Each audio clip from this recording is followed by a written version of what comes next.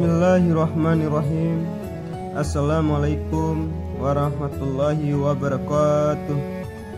Alhamdulillahi rabbil alamin. Wassalatu wassalamu ala asrafil anbiya'i wa mursalin wa ala alihi washabbihi ajma'in. Amma ba'd. Bapak Ibu jemaah pengajian yang dimuliakan Allah Subhanahu wa taala, marilah kita senantiasa panjatkan puji syukur atas segala nikmat yang diberikan Allah kepada kita, terutama nikmat Islam, nikmat sehat, dan nikmat sempat. Tak lupa salam dan salawat semoga tetap terlimpahkan kepada baginda Rasulullah Muhammad SAW, keluarga, sahabat, dan para pengikutnya yang senantiasa istiqomah melaksanakan ajarannya. Amin, amin, amin ya rabbal alamin. Jemaah pengajian yang dirahmati Allah Subhanahu wa taala, pada kesempatan kali ini saya akan membawakan kultum singkat yang berjudul Cara Rasulullah Menjaga Kesehatan Saat Berpuasa. Rasulullah SAW jarang sakit karena beliau mampu mencegah hal-hal yang berpotensi mendatangkan penyakit. Ada beberapa kebiasaan positif yang membuat Rasulullah SAW selalu tampil fit, sehat, dan jarang sakit pada saat berpuasa.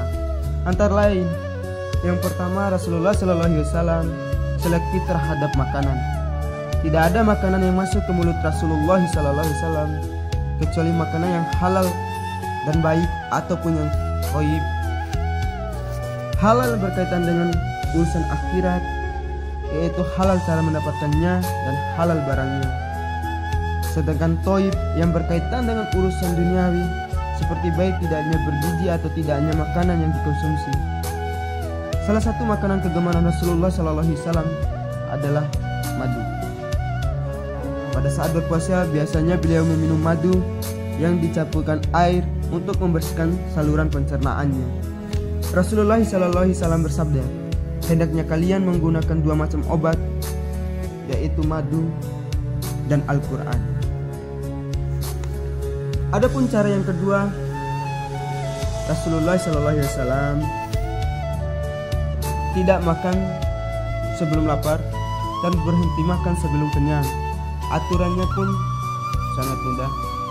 Kapasitas perut dibagi dalam 3 bagian, yaitu sepertiga untuk makanan zat padat, sepertiga untuk minuman zat yang cair, dan sepertiganya lagi untuk udara ataupun gas.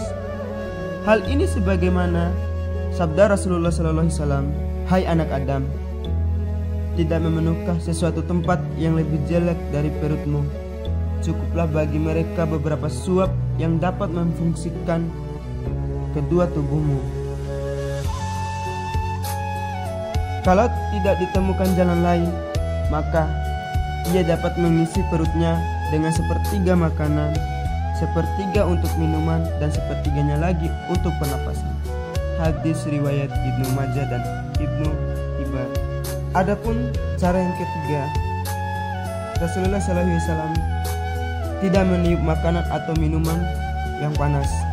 Dalam hadis, Ibnu Abbas meriwayatkan bahwasanya Rasulullah SAW melarang bernapas pada bejana minuman atau meniupnya. Secara teori ilmiah, hadis Rasulullah SAW ini dapat dijelaskan bahwa apabila kita menghembuskan nafas pada minuman ataupun makanan, kita akan mengeluarkan karbon dioksida atau CO2, yang apabila bercampur dengan air H2O akan menjadi H2CO3, yaitu sama dengan sifat asam ataupun cuka, sehingga menimbulkan terjadinya oksidit atau yang bersifat asam.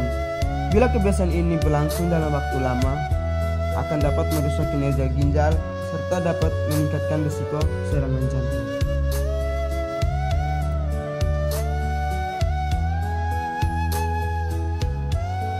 Adapun cara yang keempat, biasanya beliau tidak makan atau minum sambil berdiri. dari Anas bin Malik radhiyallahu wasallam bahwasanya beliau melarang seseorang untuk minum sambil berdiri. Qatadah bertanya kepada Anas, bagaimanakah kalau makan sambil berdiri? Anas pun menjawab, kalau makan dengan berdiri itu lebih jelek dan lebih buruk lagi. Hadis riwayat Muslim. Jika kita minum dan makan sambil berdiri, air yang kita minum maupun makanan yang kita makan akan langsung menuju kandung kemih tanpa disaring terlebih dahulu oleh sistem yang ada pada dalam tubuh. Akibatnya akan terjadi pengendapan di saluran pencernaan. Endapan ini bila semakin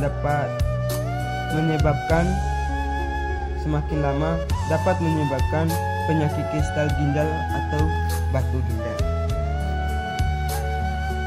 Adapun cara yang kelima, biasanya Rasulullah SAW selalu beristiqomah melaksanakan puasa sunnah di luar puasa Ramadan.